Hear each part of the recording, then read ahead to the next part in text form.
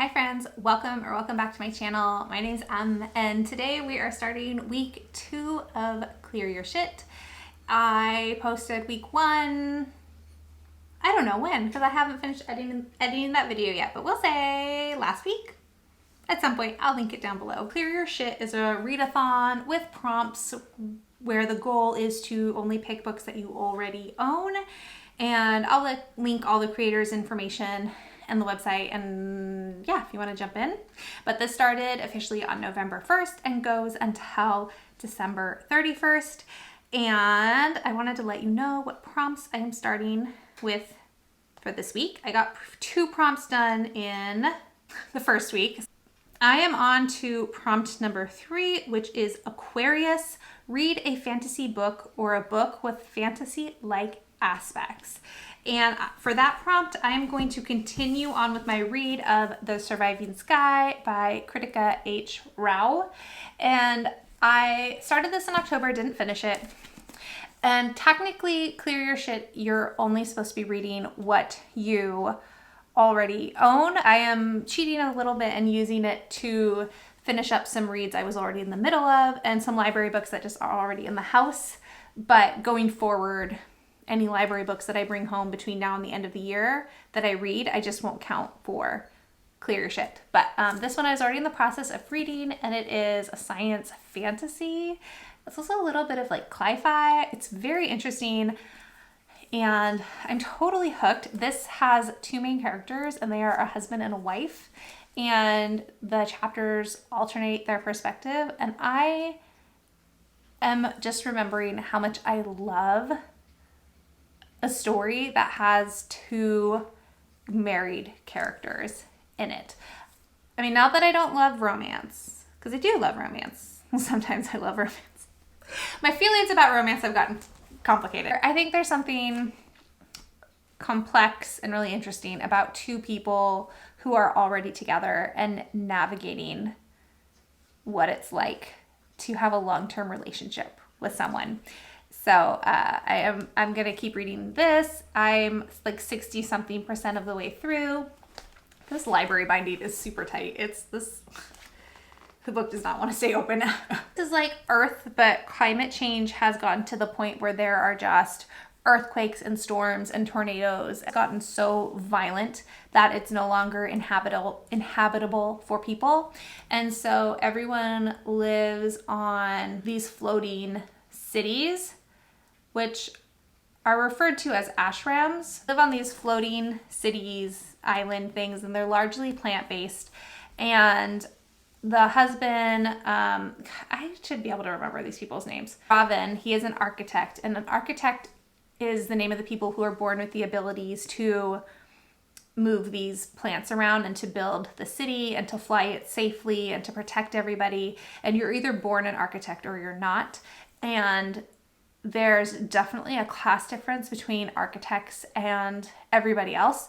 And if you're not an architect, you are very much looked down upon. Architects are kind of revered as like these godlike people. Robin's wife, Ahelia, is an archaeologist, and she is trying to find a way to take care of their city and to manage it that does not rely on architects, so that there will be more of like a power balance between architects and everyday people. And so there's a lot of tension between Ahelia and Robin. They've grown apart quite a bit over the last few years, even though they were desperately in love with each other when they got married. And so I really love this dynamic of they have all this history and they have all this fondness for each other, but they've definitely both made choices that have started to drive them away from each other. I love it. It's fascinating world building. And I can't wait to see how it resolves, because there's also like a lot of political stuff going on, and if you're looking for science fantasy that's doing something different, so far I'd recommend checking this out. We'll see how it goes when I finish it. And then I did start another book because Surviving Sky is a using multiple brain cells book, and I wanted like a slightly easier read to go along with it. So the next prompt is The Air Element, and it is read a lightweight book and hope it keeps your footsteps quiet.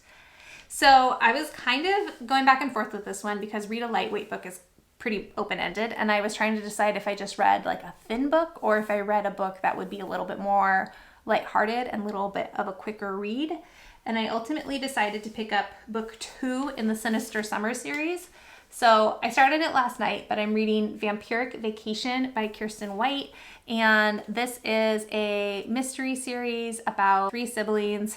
There's Will, who is 16, and then twins, Theo and Alexander. And in book 1, their parents mysteriously dropped them off with their aunt Sophronia. But like it's not, Aunt Sophronia is not the person that should be taking care of children. So they solved a mystery in the first one at a water park, and in this one, Aunt Sophronia has just dropped them off at the Sanguine Spa, and the children are very confused. But this series so far has been really fun. It's got a nice balance of a mystery, but then it's also kind of ridiculous, and I really love the twins, Theo and Alexander. They're a really fun dynamic, and I'm excited to see what the mystery ends up being and how the vampire element works into the story. That's my little update, and it's Monday today. Time change was yesterday, so we're just doing the best we can with what we got. The weather is atrocious, so my lighting is atrocious, so we'll see how that gets managed. But yeah, all right, I gotta go unload the dishwasher because it started leaking the other day, and the repair guy's coming to take a look at it sometime in the next hour or so, so I need to unload it so it's empty when he gets here.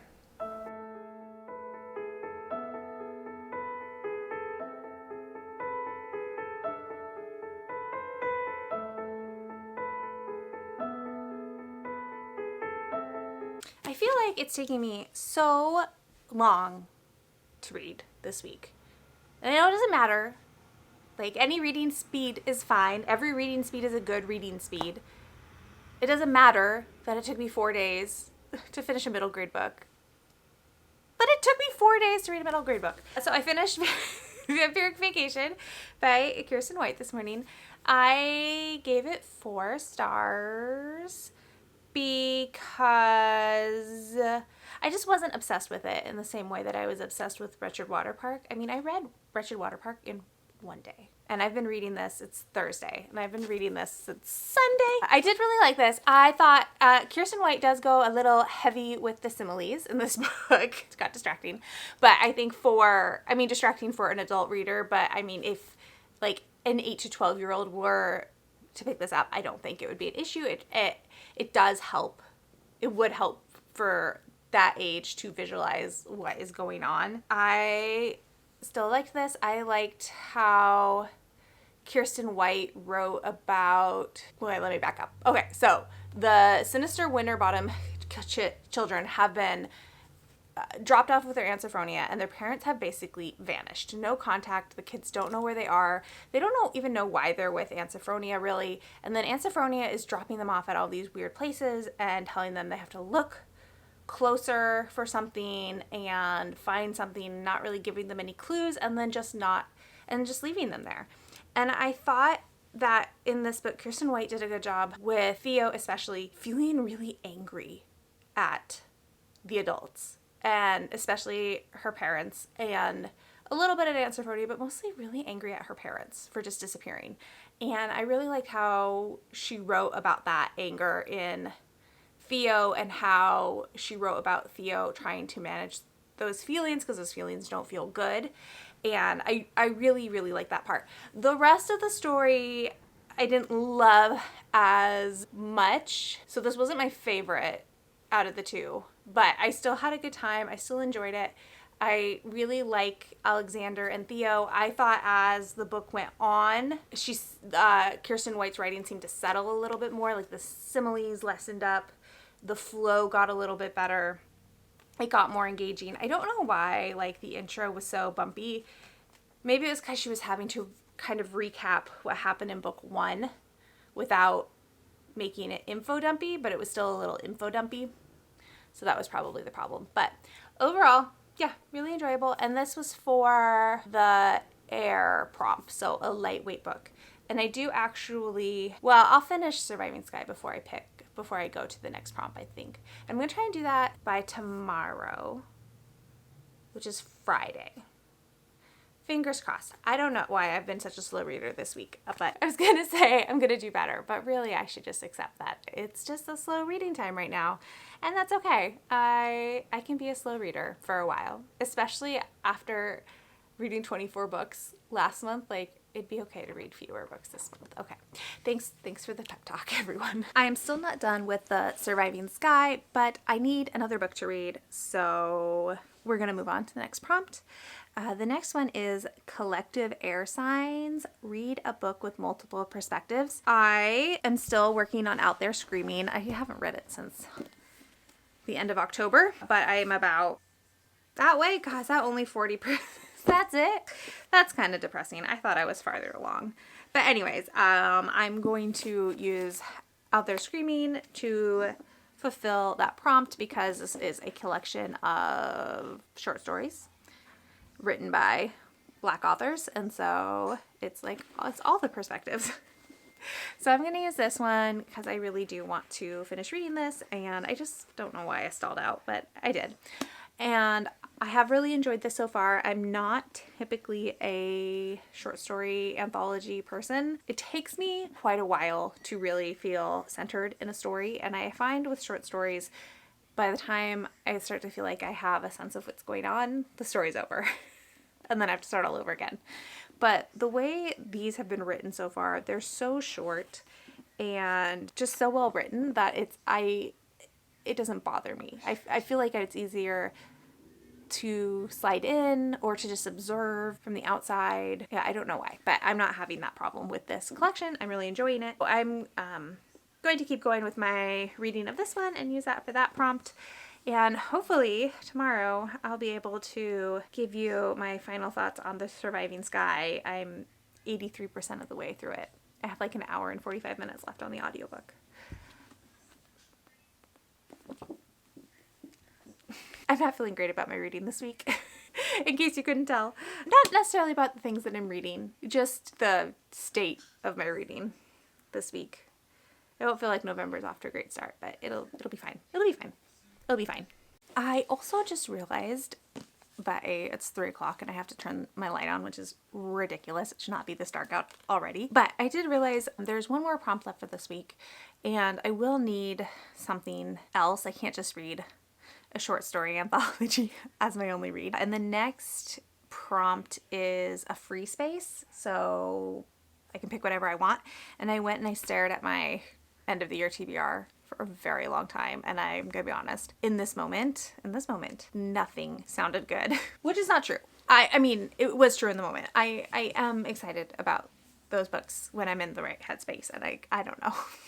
I don't know if I'm in the right headspace right now, but I stared at them all for a very long time, and ultimately, I think I'm gonna start Wolfsong by TJ Klune, which this is a reprint because Wolfsong's been out for a really long time, but I've heard really, really great things about this whole series on Instagram, and there's a couple of queer creators I follow on Instagram who this series is their whole personality, and I love it. And I just read the first, not the whole first page, but like maybe 3/4 of the first page, and I could feel myself getting drawn in, which is a good sign. And I just want a book to fall into and be obsessed with, and I'm hoping Wolfsong does that for me. Those are the reading plans for the rest of the week. Finish The Surviving Sky, continue on with Out There Screaming, and then start Wolfsong. I have to go to work here pretty shortly for my afternoon class, and it's another 3-day weekend for the kids. We've been calling this month No School November. It feels appropriate. So they don't have school, but my twins have rehearsal for their play. And then Saturday, I'm going with my soon-to-be sister-in-law and my mom and my sister to look at wedding dresses, which will be fun. But I don't know how much reading time I'm going to have this weekend. So I might get this on audio so I can listen to it while I'm driving to the bridal store, because it's going to be about an hour drive for me each way, so that could be some decent audiobook time. I don't know though if I want to spend a credit on this if I can't find it on Scribd, so we'll see. I finished The Surviving Sky this morning, just like 5 minutes ago. I'm not sure what rating I'm going to give it. I think somewhere in the 4s, but I'm not sure if it's like a true 4 or more 4.5. I'm just not sure, because I really loved the world building. I liked the complexity of Ahelia and Robin's marriage and watching them really struggle with trusting each other, and with also choosing whether they prioritize their own interests or their community as a whole or the relationship. There was honoring all three was never a possibility. So watching them navigate where they chose which one to prioritize was really interesting. There is a lot of Hindu philosophy in this, which I will admit went right over my head. And so those parts were a little bit slower for me, just because I don't have enough knowledge to really get what the author was wanting to say. I do think it did get confusing at the end. There was like a battle sequence and some revelations about the history of this world and what they know to be true not actually being true. I'm trying to be vague so I don't spoil anything. And I did feel like that got really confusing, and I don't know if there would have been a better way to communicate it, but I did end up getting confused. So maybe it's more 4.25. I think for a debut, this is really ambitious. And for the most part, I do think Rao pulled it off. There are things that I struggled with that I think would be ironed out like as she writes more books. And this is going to be a trilogy apparently. So I'm very interested to see what happens in the next book. Like, I am definitely interested in continuing in this world because I think it's really unique and creative. Yeah, I just think it was fascinating. I think this would make a great book club discussion. The ending does not really wrap up. So if you like everything in a tidy bow at the end, this will be a very frustrating ending for you. If you like an ending that is open to possibilities without being a cliffhanger, you know, so it was very like, it wasn't a cliffhanger ending, but it was a very ambiguous ending. Like anything could happen. And sometimes I really like that. And I did like that in this, even though it got confusing towards the end and maybe more answers would have been less confusing, but I did like how it ended, especially knowing that it's a trilogy. There will be answers. There will be time for me to learn this world better and to see how Rao's writing matures as she does more books. This just came out this year, so who knows how long it will be until we get a number 2.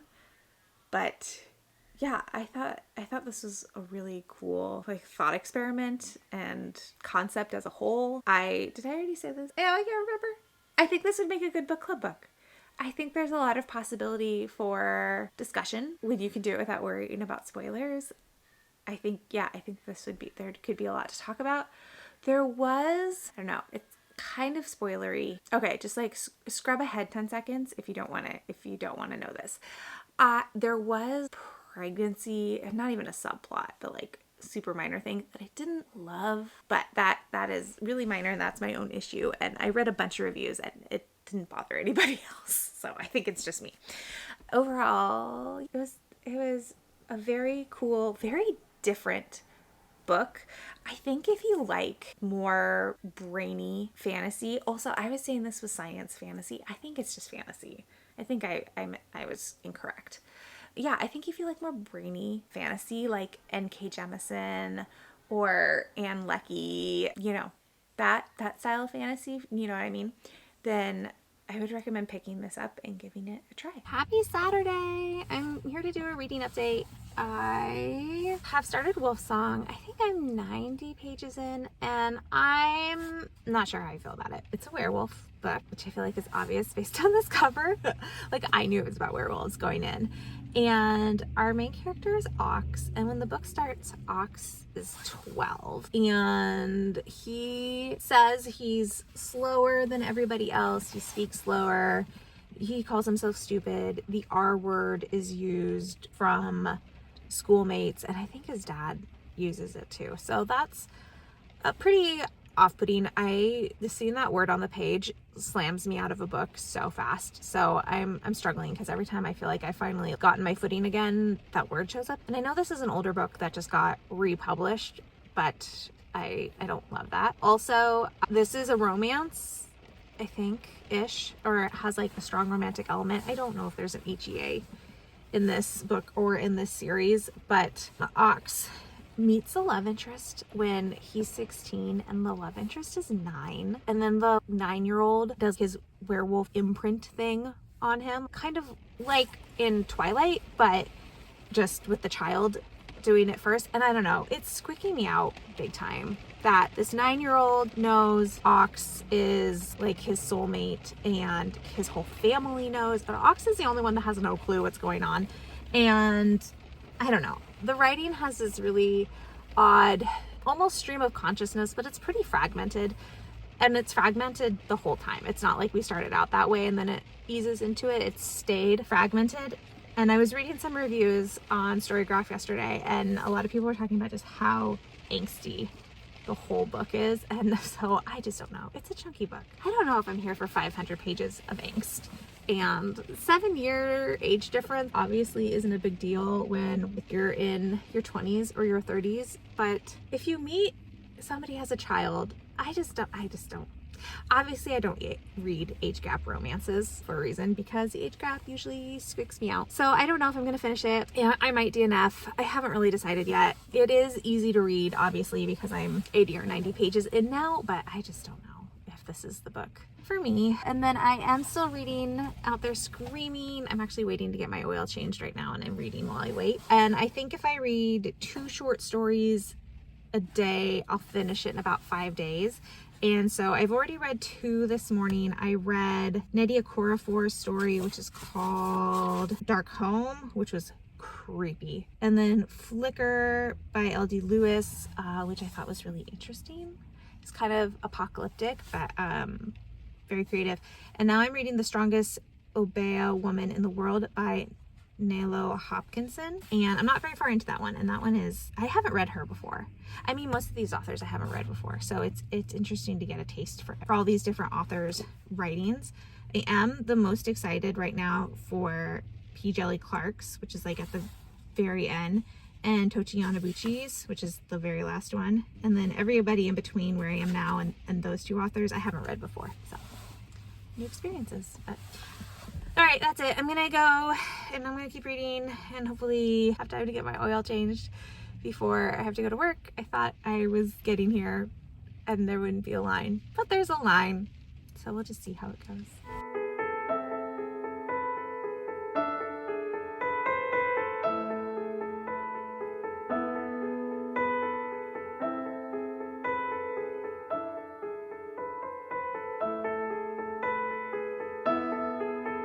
Hello, my friends. Happy Sunday. So Sunday is the day where Clearursht resets and the new prompts come out. So I am going to go ahead and end the vlog for week 2 here. So if you want to see what the prompts are for week 3, you'll just have to wait for that vlog to come out. I haven't even looked yet. I haven't been on Instagram yet this morning. Let's wrap up. So this week I finished Vampiric Vacation by Kirsten White, which I gave 4 stars. I really liked it. Excited to continue on with the series. I'm gonna have to add it to my series I need to read list, unfortunately. I need to stop starting series. And then I also finished The Surviving Sky by Kritika H. Rao.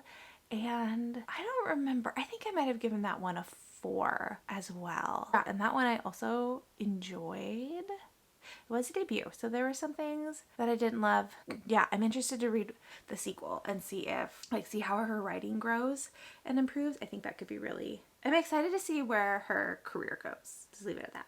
And then for what I'm currently reading, I read 2.5 more stories and Out There Screaming. I read Nnedi Okorafor's short story, which is called Dark Home. That one was really creepy. That one's about a daughter whose father dies and she takes his body back to Nigeria for the burial ceremony, and she, in her grief, interrupts a really important part of laying an important person to rest, and then that entity follows her home to Arizona is very creepy. And then I read Flicker by L.D. Lewis, which was apocalyptic story, and I loved it. It was so cool. I definitely want to check out L.D. Lewis's longer fiction. If they have longer fiction, I don't even know. And then I'm halfway through The Most Strongest Obey a Woman of the World by Nalo Hopkinson.